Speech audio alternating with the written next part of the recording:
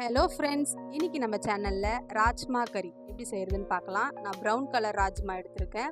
இது குக்கரில் போட்டு தேவையான அளவு தண்ணி ஊற்றி ஒரு 5-6 விசில் விட்டு எடுத்து வச்சுக்கோங்க. இப்போ ஒரு பேனில் கொஞ்சமாக பட்டர் விட்டு வெங்காயம், இஞ்சி பூண்டு பேஸ்ட் போட்டு நல்லா வதக்கினதும் இப்போ மசாலா சேர்க்கலாம்.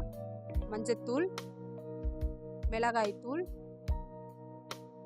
ஜீரகத்தூள், கரம் மசாலா தூள், இதெல்லாம் சேர்த்து கலந்துட்டு 3 தக்காளியை அரைச்சி வச்சுருக்கேன். அதை இப்போ சேர்த்துக்கலாம். சேர்த்து இந்த தண்ணிலாம் வத்துற வரைக்கும் வதங்க விடுங்க. நல்லா வத்திடுச்சு. இப்போ வேக வச்ச ராஜ்மாவை இப்போ சேர்த்துக்கலாம். கொஞ்சம் மசிச்சு எடுத்து வச்சுருக்கேன்.